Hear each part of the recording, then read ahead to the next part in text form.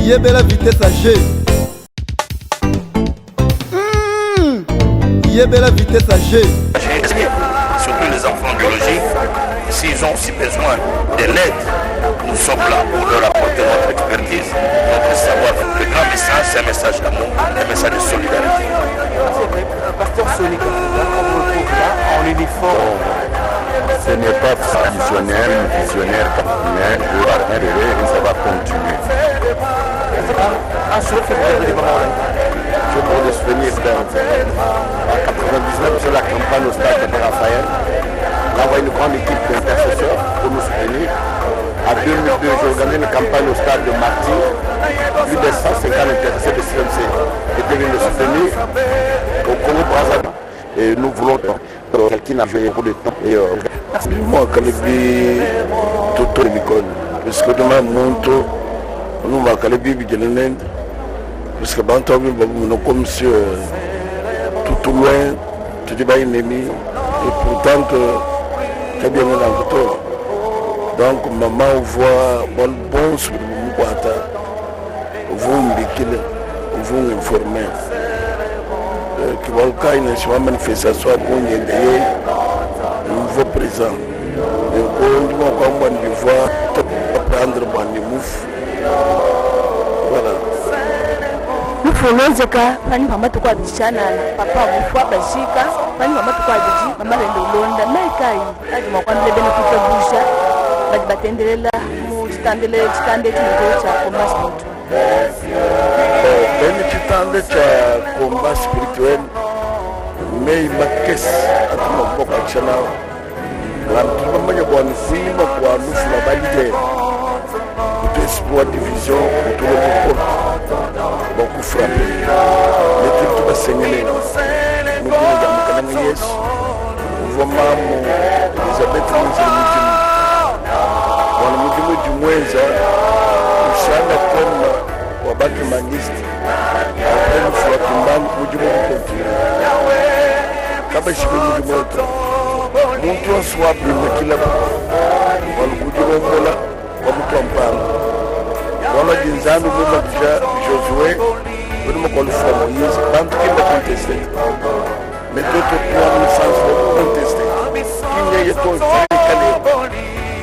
Tout le monde a mis avec elle. Nous qui ont suivi ma vie, je vais m'en prier. Nous qui nous le là. Où le monde est plus que même que vous voyez vivre. C'est ça, nous voyons, et tout le monde fait. Ça c'est vrai.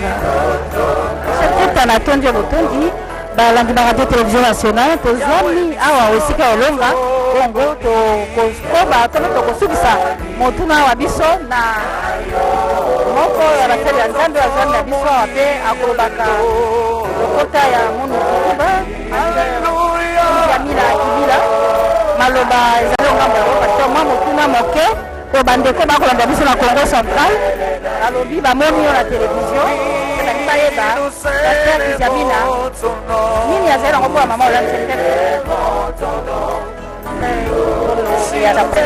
awa betuli mama Olande na betuka betu ezalaka mwa bibungu ndenge nakatubila na bampikizi sasoketu adisaka libungu ya nzambe non yoke mpasi mingi ngeza dufwa ke mpasi me dufwa ke kanzila mosi nzambe idikasa na betu ya kokuta na tiani mutu mosi veda na nzela mutu mosi kukuka na nzela ya nkento anaulutaka na nzela ya lofa yoke nzela nzambe idikasa betu yoke mpasi me betike loma na bana ya CFMC bovanda tumvuka mosi de façon que vous connaissez qui ça la bomebika pe na bana bomebikisa bovanda yini bolanda nzela yi tata na mama bosomaka kimbani nini nangena na kapesa sana na mama Olande na mutindo ngeni sadaka yani je kanisa no mama Olande ke mutu mosi mais ça dit ça betu mingi ntango moke sala campagne na stade Tata Raphaël atindaka ba intercesseur nani bo soutenir beto mo sala campagne na stade Martyr atira ba intercesseur nous connaissons la campagne à stade à Brazzaville et podium avec Salila la campagne et réception à Nemi Salamaka à Badasibamse. Quand on met la campagne à stade à Pointe-Noire, l'instrument va matériel Moussalila devant la Badasibamse. Donc je pense qu'on garde de très bons souvenirs. Aussi, batuke na kutuba tuba ba mambo mingi na ina metadi da lufua. Nini ngeli nakatuba samna bao. Bon, na beto ke pina ngeza bakala mutu le fo bandike tuba makambo nyonso.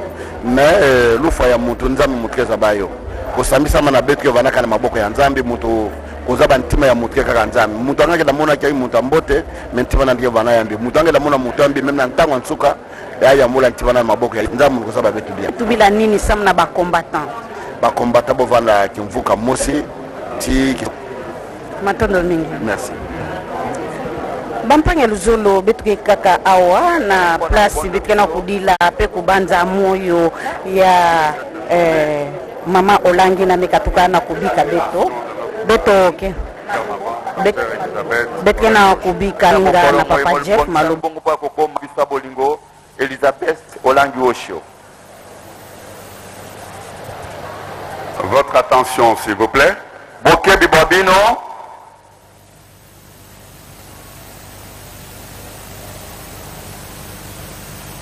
Voici le programme qui va bientôt démarrer.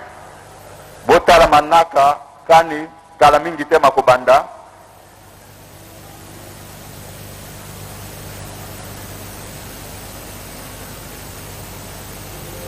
Nous allons démarrer le programme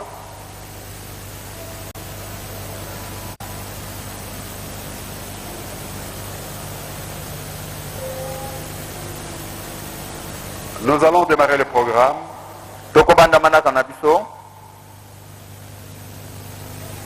avec une chantre de l'Éternel.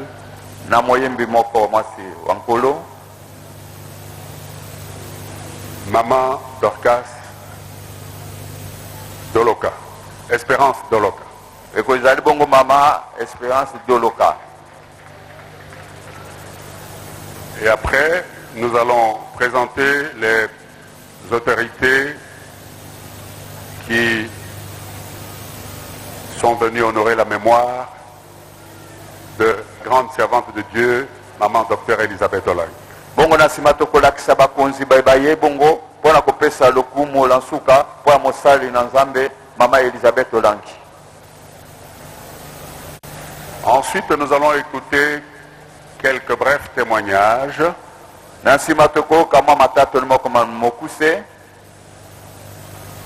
de la bouche de personnalités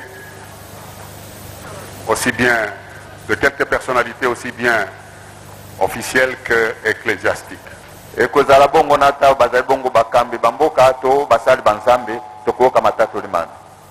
Témoignage sur l'impact de la vie de maman dans leur vie.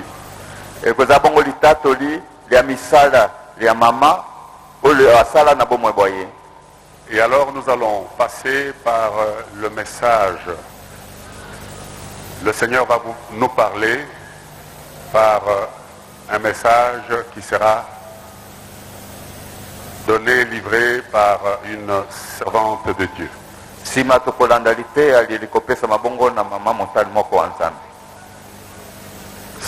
message sera suivi de la prière.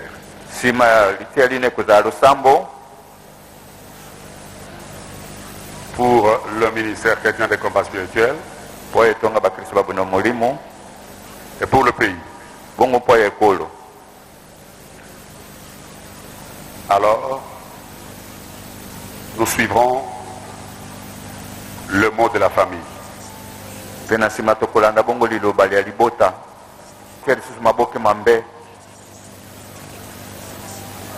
Et cette séance sera suivie enfin par la prière de levée de corps pour l'inhumation à Mpassa dans la concession de la fondation Olangi Osho.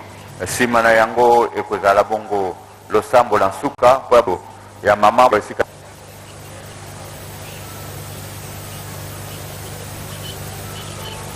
Nous demandons s'il vous plaît à toute l'assemblée de bien vouloir se lever, s'il vous plaît. Tosengi na banso soki tokoki kotelema pour saluer l'entrée de l'honorable Aubin Minakou, représentant personnel du président de la République, chef de l'État. Pona koyamba bongo watumba mana lumpeta Aubin Minakou waye kulakisa bongo elongi ya mokonzi wa mboka.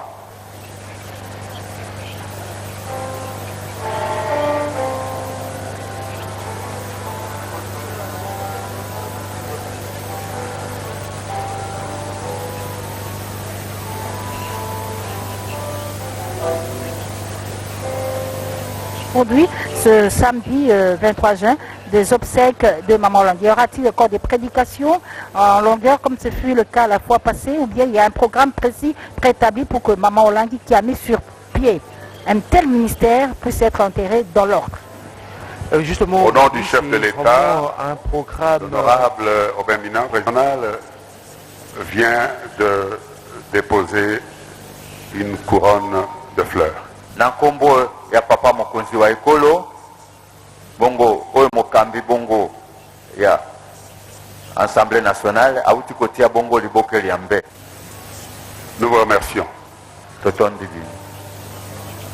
de cette cérémonie officielle qui pourra durer tout l'illumination familiale de la commune de Lantsele en Passade. Donc nous vous le disons, là c'est le début de cette grande cérémonie des hommages officiels que la République démocratique du Congo est en train de rendre à une de ses filles qui a vendu, une digne fille de ces grands pays qui a vendu positivement. Vous l'avez suivi, hein, tous ceux qui sont passés sur ces plateaux que nous avons formés ici l'ont dit, ces grands hommes, ils l'ont dit que cette femme a vendu positivement l'image de la République du Congo dans le domaine de l'évangile et mérite justement tout ce qui est en train de se passer. Et la radio-télévision nationale congolaise, nous sommes là pour vous faire vivre cette cérémonie en direct. Maman Feza, les représentants du chef d'État viennent d'arriver, donc c'est le début justement de cette cérémonie officielle. Amen. Angola. Alléluia. Nos frères et sœurs qui nous suivent depuis la ville. Les gens me connaissent dans le nom de Maman Adèle. Amen. J'étais à côté de maman. Depuis que le ministère avait commencé, on a souffert ensemble. Et aujourd'hui, je vais chanter pour la gloire de notre Père. Amen. Oh, amen. Oh, alléluia. Amen. Yahweh. Alléluia. Amen. Yahweh. Amen. Alléluia. Oh, alléluia. Amen. Oh, alléluia. Amen. Yahweh. Oh, alléluia. Amen. Yahweh.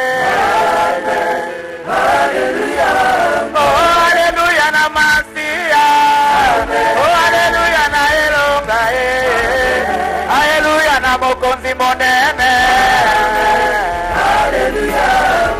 inakumisa Yesu, anakumisa koloe, anakumisa Nzambe nanga. Yesu mosumi atoka mwa, Nzambe monene, abaki na kita mokonzi na lola. Oh papa yonde Nzambe nanga, yonde Nzambe nanga, papa pesa kinyanga mitema yawe, yonde Nzambe nanga, yonde Nzambe nanga, yonde Nzambe nanga, papa yonde Nzambe nanga, yonde Nzambe nanga, yonde Nzambe nanga, yonde Nzambe nanga. Amina lele, Amina lele, Amina lele, Amina lele, Amina lele, Amina lele, Amina lele, Amina lele, oh Amina lele, oh Amina lele, Amina lele,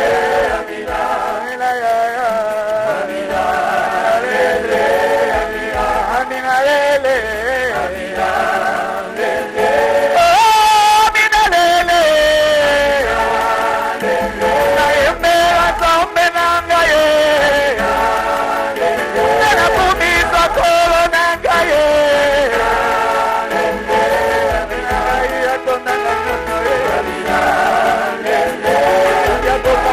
nzambe monene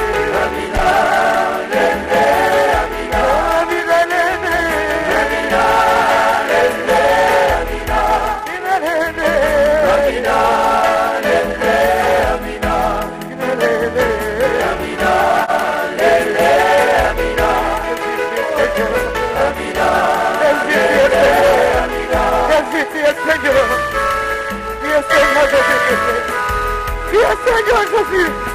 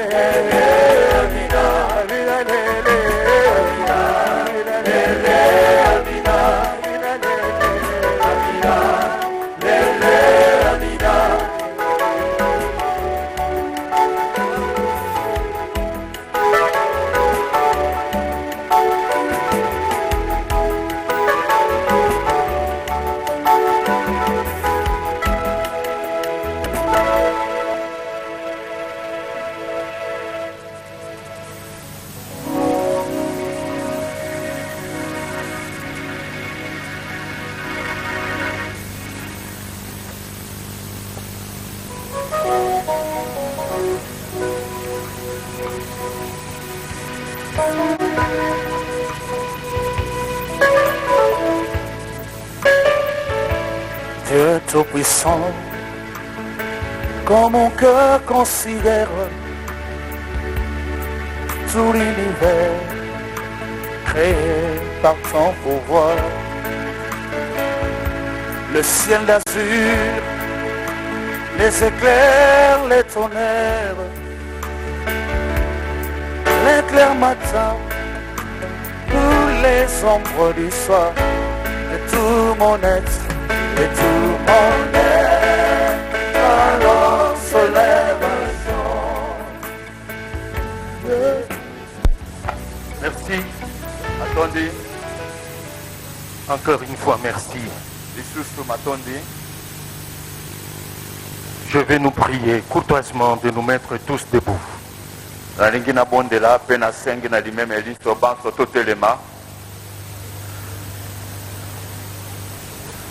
Nous allons tous nous mettre debout. Du premier compartiment jusqu'au 7e compartiment. Et si vous êtes de nous-mêmes, parce que devant lui, devant celui qui a créé les cieux et la terre, devant celui qui a dit un jour, le jour qui a marqué le début de notre calendrier, ce jour-là, il a dit, haut et fort, les cieux l'ont entendu, la terre a entendu cette voix. Il a simplement dit, Père, Papa, tout est accompli. Père, Papa, tout est accompli. Père, Papa, tout est accompli. Nous allons l'élever.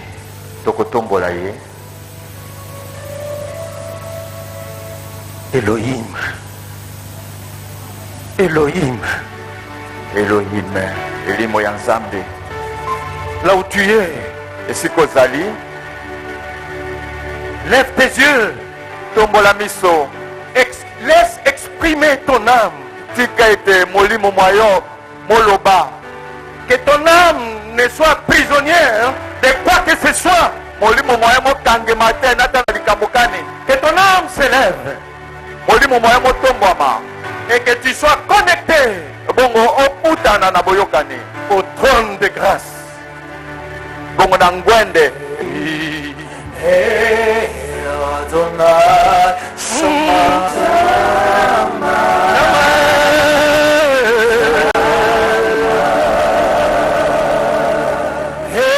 Elohim, mon secours,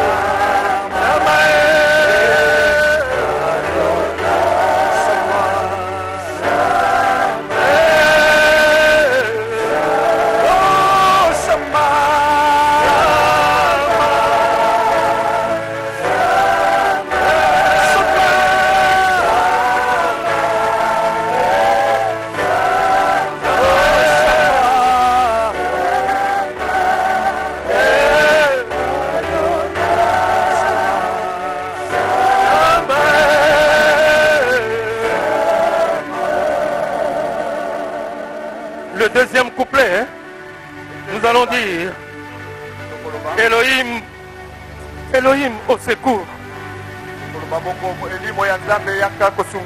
Elohim au secours. Nous avons besoin de son secours. Nous avons besoin de son secours. Elohim, viens au secours, Shama.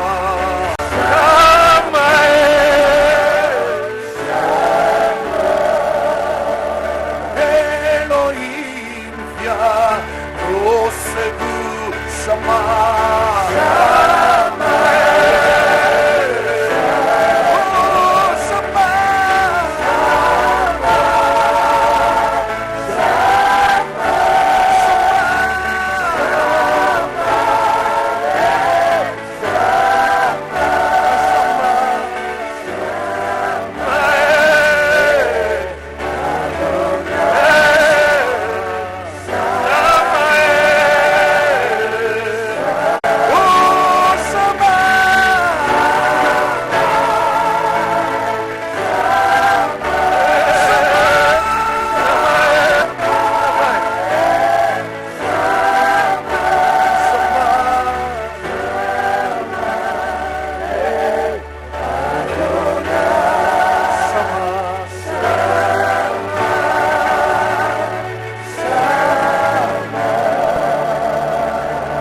t'asseoir. Sokoki kofanda. Nous allons suivre quelques témoignages. Tokolanda moko matatoli. Par ceux qui servent le Seigneur jour et nuit. Ceux qui servent le Seigneur jour et nuit. Baibasela kabongo nkolo moibutu. Ils vont se suivre sur ce podium. Bakolanda na likolo le tumbelo eye. Au regard de ce cercueil qui contient le corps d'une héroïne. Nakolanda kabongo epomba eye onte eza na nzoto oya salela oya zala kibongo moko. Et nous terminerons cette série de témoignages après avoir suivi les témoignages des serviteurs de Dieu. Nous allons suivre le témoignage élevé en dignité. En temps utile, nous la présenterons. Et pour mettre fin à cette série de témoignages, il y aura un membre du gouvernement. Nous allons suivre ces témoignages. Commençons par l'évêque Kankienza. Bongo Episcopo Kankienza. Évêque, Episcopo. il a bien accepté de faire témoignage Andimi bongo na kosala litato lilie. en ces jours mémorables. Il est le président de l'ERC. Azali bongo mokambi ya Eglise. Episcopo. Bonga ikoki. La parole au pasteur Albert Kankienza Mwanambo, qui préside également un regroupement des pasteurs du Congo démocratique. Et pendant que le pasteur Albert Kankienza est en train de prendre la parole, le protocole nous signale l'entrée ici à la Cité du Triomphe de Mfumu Yabouala, le gouverneur de la ville-province de Kinshasa, André Kimbuta Yango. André Kimbuta Yango qui vient d'arriver à ses obsèques où nous rendons hommage pour la dernière fois à la révérende Elisabeth Olangi. Je voudrais témoigner comment j'ai pu rencontrer maman Elisabeth Docteur, communément appelée maman Olangi. Naringina tatola lolenge kane nakutana kabongo na mama monganga oyo bazali kobenge bongo mama Olangi.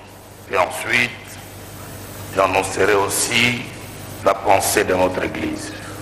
Pe na sima nakopesa bongo malubo pour na eglise na biso.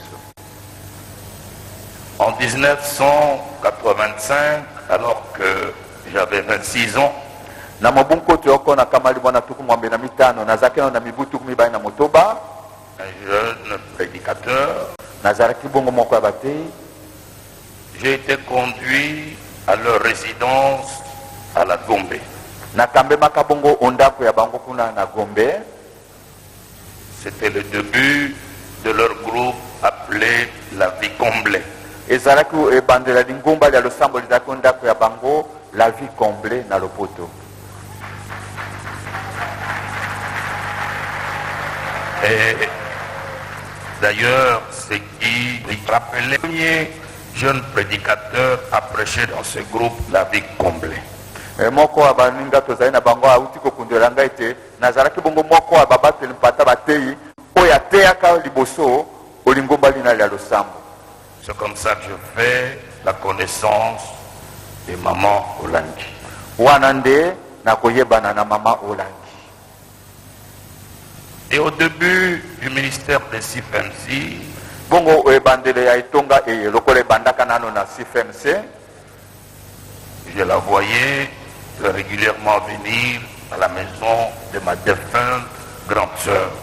Na bandaka ye komono koya mingi na ndaku ya motomolo anga ya mwasi oya kufa, la défunte maman Bénédicte. Maman Bénédicte. Et ils ont commencé régulièrement à prier à la maison. Et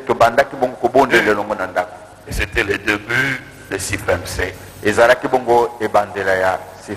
me rappelle à chaque fois qu'elle venait, parce que j'habitais aussi là-bas, elle me disait, Albert,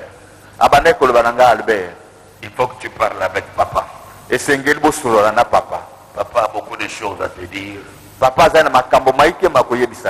faut pas avoir honte, il ne faut pas avoir peur, il faut te confier à papa.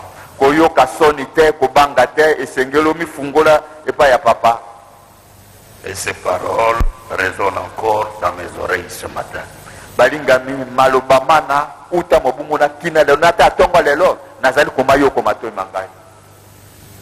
Je voudrais dire que ce n'est pas parce que les dans ce cercueil que c'est le moment pour nous de prononcer des bonnes paroles.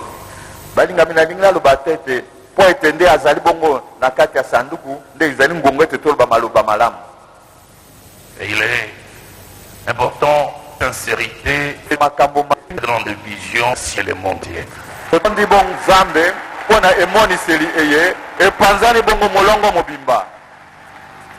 Elle a amené une vision qui n'a peut-être pas été très bien comprise.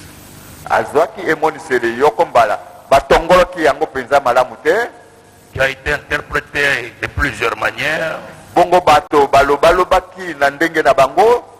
Mais nous croyons que Maman Olangi fut une servante de Dieu et une femme de Dieu.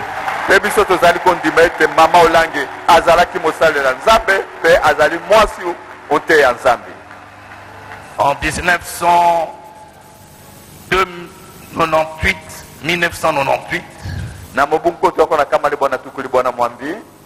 notre église de réveil avait organisé une grande conférence. Et j'étais venu ici. J'avais pris parole pour dire, maman, nous vous associons à cette croisade parce que nous reconnaissons votre ministère.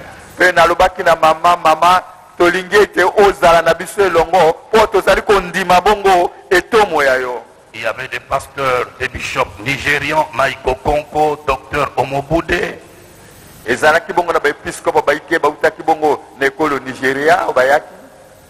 Alors, le couple Olangi a pris part à cette conférence au Palais du Peuple et au Stade Tata Raphaël parce que nous avions reconnu son ministère et son appel. Bongo, papa na mama Olangi, bayaki na mayanga ni mana ezala bongo na tala peuple pekuna na Stade Papa Raphaël.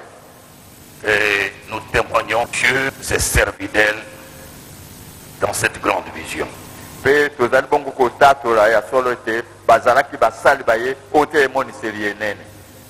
voudrais dire une chose. Hier, j'ai convoqué une réunion d'urgence avec mon comité.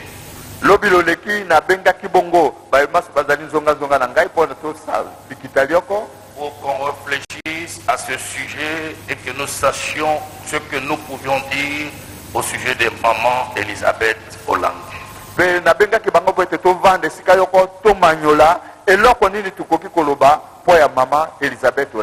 Il s'est dégagé ceci. Il s'est dégagé ceci.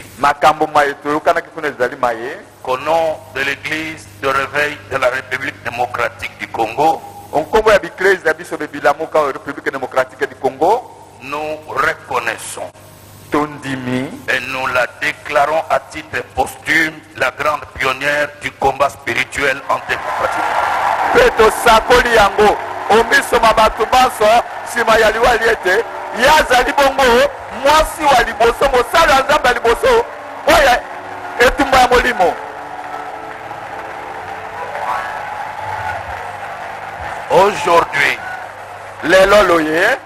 Aujourd'hui, dans notre pays, il y a des églises qui prêchent la délivrance. Il y a des ministères qui prêchent la délivrance. Il y a eu une femme qui a parlé de la délivrance. Elle s'appelle Elisabeth Olangi Wosho.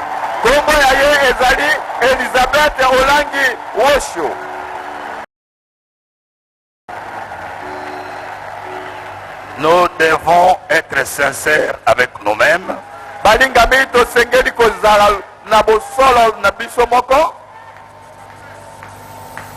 Avant elle, yambo ya ye mama olangi on ne parlait pas de la délivrance de cette manière. babana ete kolobela bongo bokambolami na lolenge loyi. Elle s'était levée. Ye alemaki Elle a prononcé ce mot. pe abimisi maloba maye. Aujourd'hui, Lelo dans beaucoup de nos églises, obikreze ebike le combat spirituel est en train. etumba molimo ekoti.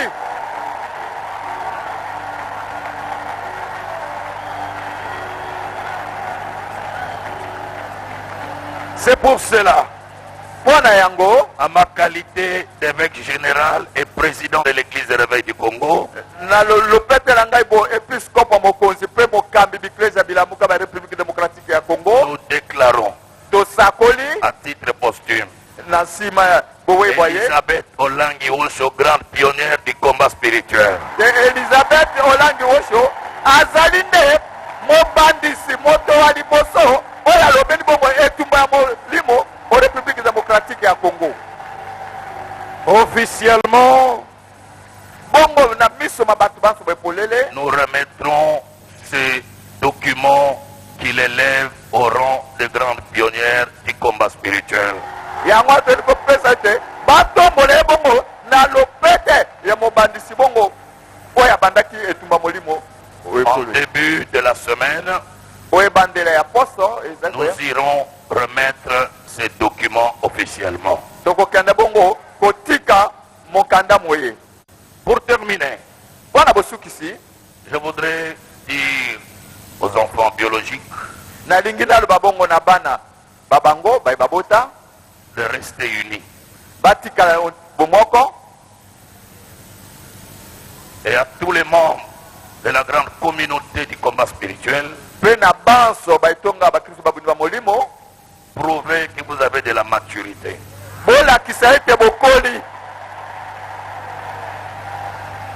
Prouvez à tous ceux qui pensent, après la disparition de ces groupes, ce ministère va disparaître. lakisa na miso ya bato oyo baza kokanisa ete nsima bokeba bango etonga ekokufa. Montre-leur que vous êtes mûrs. lakisa bango ete bokoli. Montre-leur que vous êtes capables de faire même ce qu'eux n'ont pas fait. lakisa bango ete bozali na makoki ya kosala ata oyo bango basalaki te. Restez unis. botikala bomoko. Je lance un appel à toutes les communautés du monde entier du combat spirituel. na pesi bongo mbela na lingomba mobimba etumba molimo molongo. Qu'on n'entende pas parler de dissensions et de divisions. nayoka te bokabwani to boye te. Restez unis. botikala bomoko. Continuez cette vision. koba na emoniseli eye. Allez de l'avant. okende liboso. Que Dieu vous bénisse. nzambe apambola bino.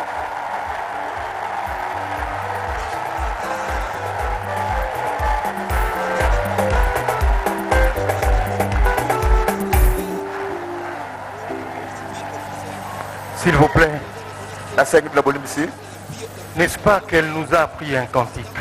balingami lisolo epesaki biso loyembo loko. Je t'ai dit,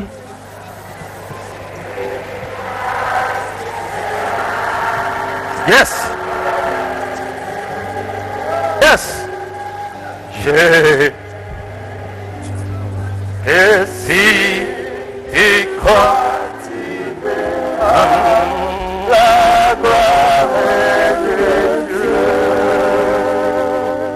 tu verras la gloire de Dieu. République démocratique du Congo. République.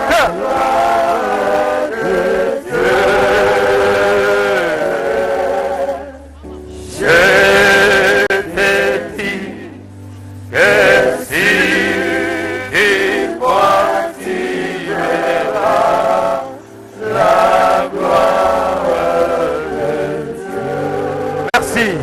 Atoni bino. Merci. Atoni Celui qui va venir maintenant, c'est une personnalité ecclésiastique et non de moindre.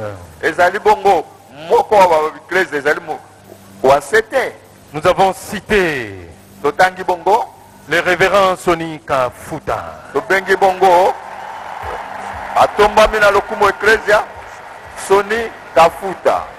Pendant qu'il s'avance, on acclame. Alléluia. Révérend.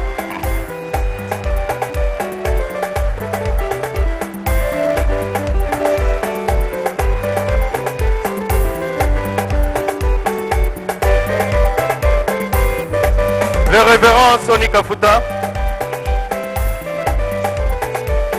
Il est habillé en CFMC.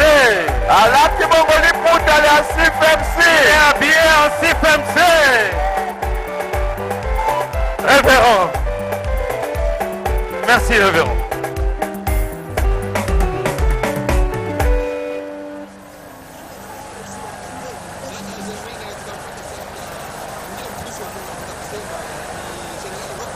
Shalom.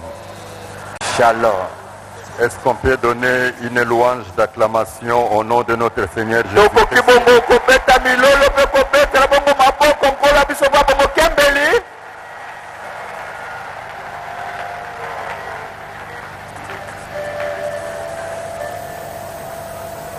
Je me tiens devant vous en tant qu'évangéliste.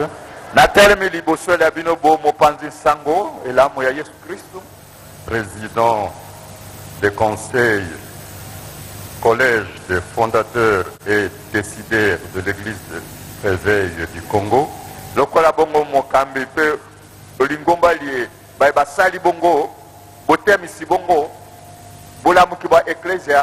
Au Congo et témoin de l'appel au salut de Maman Olangi. Ya Mama Olangi.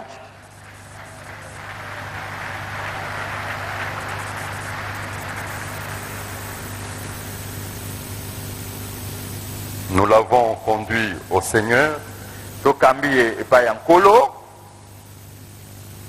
Elle a accepté l'appel en tant que messagère de la bonne nouvelle. Andimaka bongo mbela ya nkolo ya mbwete akoma bongo mama mumbemisango elamo ya Yesu Kristo. Elle s'est engagée dans une vision. Be amikot saki bongo oemoni seliyoko. Le messageur de bonne nouvelle est une grande armée. Be ba mama ba mbemisango elamo ya Kristo ezali bongo limpinga linene ya babundi. Elle s'est engagée comme combattante. Be amikot saki bongo bo mama mobundi. Le combat spirituel. Et Mama Mobundi et Tumba ya Molimo. Et là, elle avait une vision. Azaraki ne moni seli. Un couple idéal. Ezaraki bongo balonga ni boko balolenge lo susu. Que chaque femme puisse gagner son mari. Poete, mwasi moko moko. Ako kabongo kolonga mobali waye. Ako tote ya Christ. Que la famille reste unie et scellée. C'était une servante engagée dans le jeûne et prière. Elle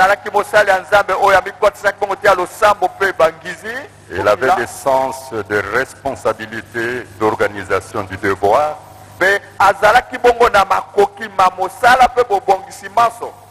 Elle était ferme, mais elle établissait la vérité.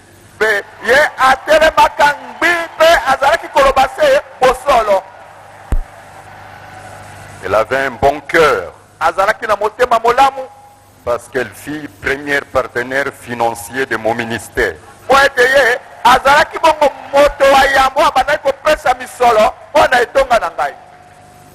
Et aujourd'hui, elle n'est plus là. Vous savez, la mort et la vie est un mystère dont Dieu seul en détient les secrets.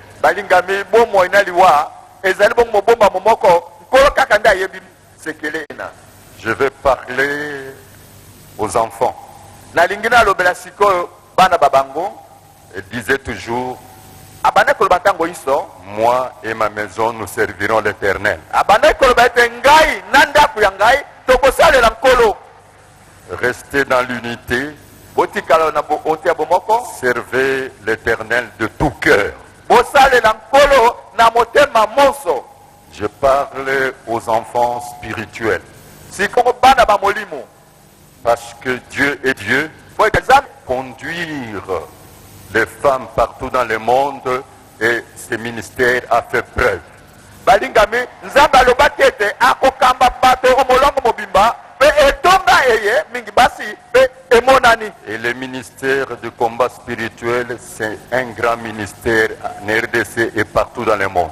mpe etonga bakristu babundi ba molimo ezali etonga enene république démocratique du Congo mpe omolongo mobimba. Une femme chaste qui mettait l'accent sur la sanctification. azalaki bongo mwasi oyo wa bosantu mpe atiaki pete kisete likolo ya bomisantisi. Et je parle aux enfants spirituels. mpe oyo nazali kolobela bongo bana ba molimo, Il n'est pas facile de succéder à un visionnaire, une visionnaire charismatique. balingami ezali pete te teyokoka kokitana moto azalaki emoniselo azalaki na nguya emoniselo oyo azalaki na makoki emoniselo ye na po ete yokitana ye. Je vous donne les conseils que Dieu a donnés à Josué. nakopesa bino toli eye nzambe apesaki na yozue. Au chapitre 1, le verset 7 et 8.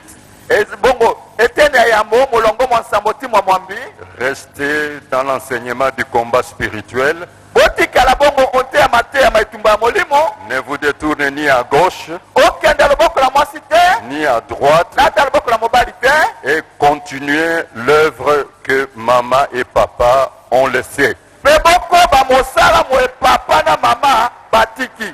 Elle était une femme courageuse, azalaki mwasi moko wa makasi nguya audacieuse, oyo ya makambo kobanga te, persévérante, oyo abikaki mpende, engagée oyo amikotisaki, et réservée. mpe azalaki bongo wa mintei. Pour la foi chrétienne, mpo ya boyambi bwa bakristu, la foi chrétienne, boyambi bwa bakristu c'est une vie d'unité, ezali bomoi bwa bomoko, d'amour onte ya bolingo et de pardon. mpe ya bolimbisi. Suivez son exemple. bolanda ndakisa ya ye, Elle a fermé ses oreilles sur les détracteurs. akangaka matoi maye na bilobaloba ya biyokayoka bato babandaki koloba. Et je vous dirai, mpe na koloba na bino il n'y a pas de succès sans successeur.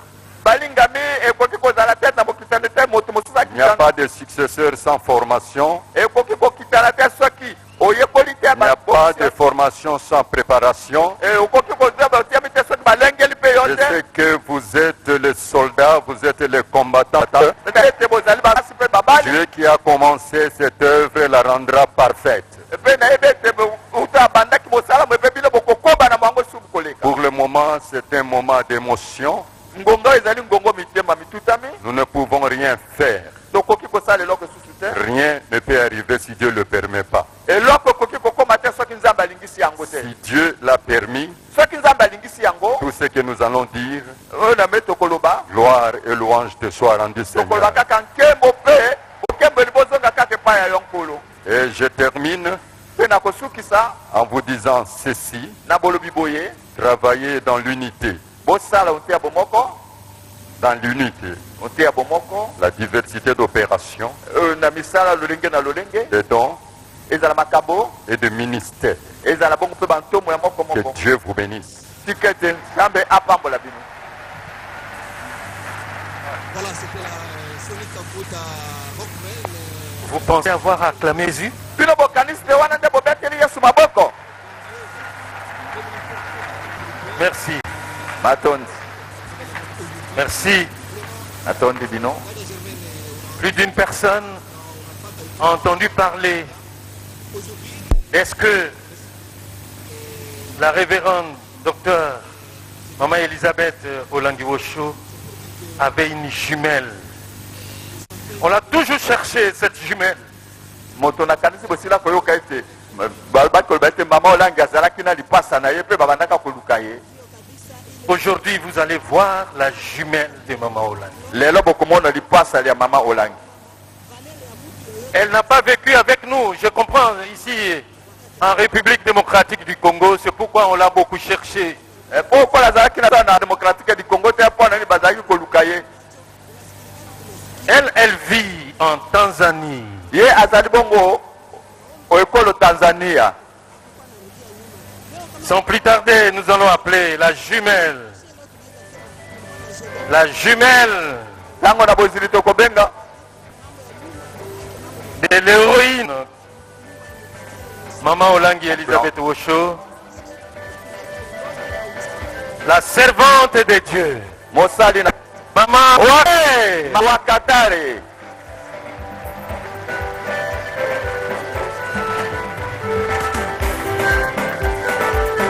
Mama uye tena. Uye.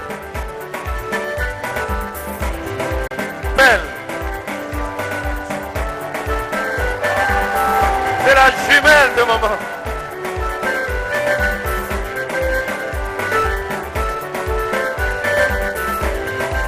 Mungu awabariki.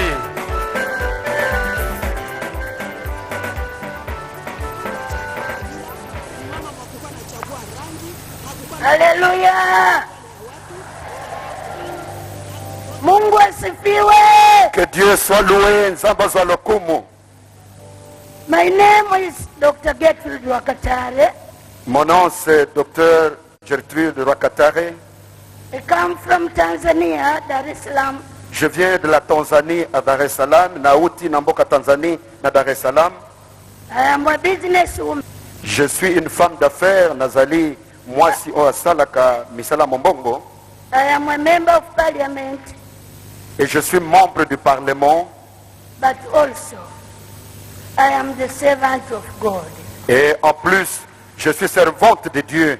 Nazali na Parlement pe nazali mosali na Nzambe.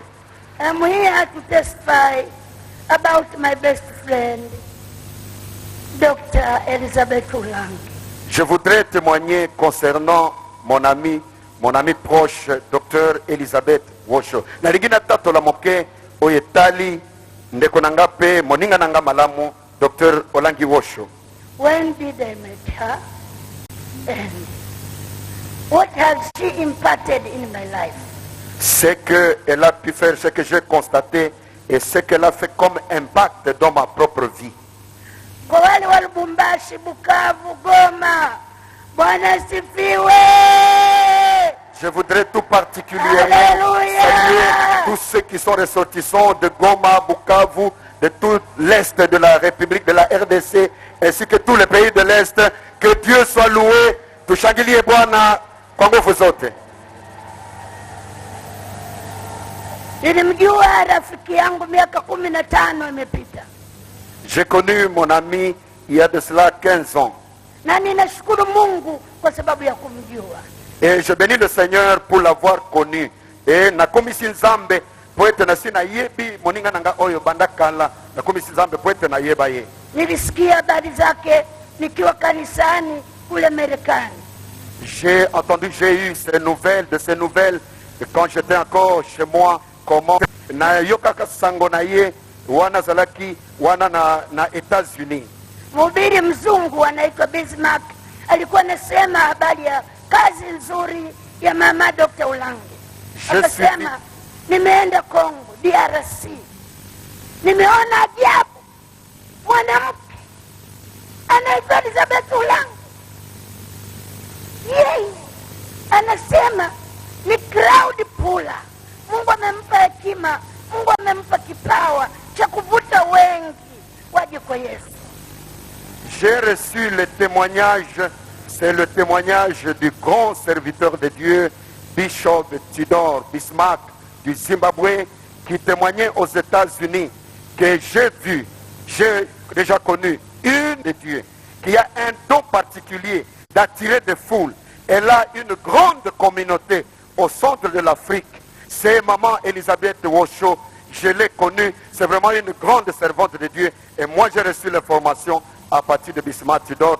Nayebi, Dr. Elizabeth Wosho, na koyoka témoignage, mosali anzambe monene, Tudor Bismarck, oyo atatolaki alobi mosali monene ya nzambe ya mwasi azali na Afrique centrale abenda azali na epakolami likolo na ye mpe bato baike bazali koya epa na ye azali na centre ya Congo nde nayambaki témoignage ya Dr. Elizabeth Wosho.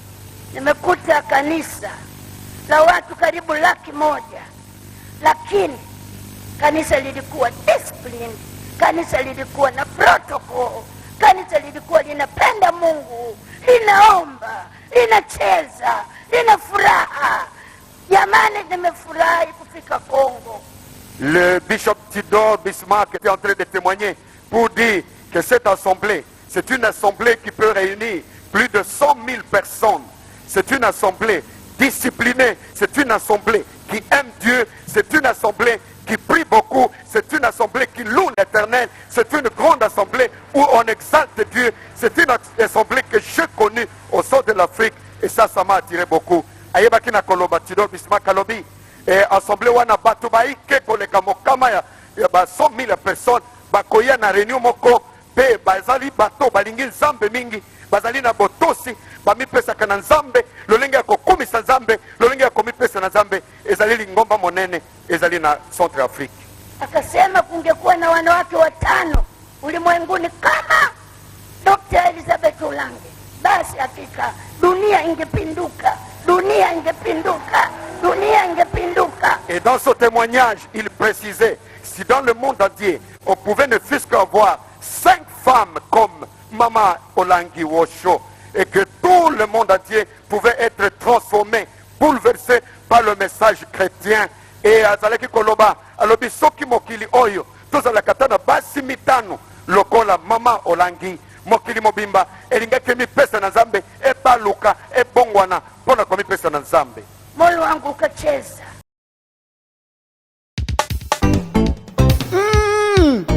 Yebela vitesse à G.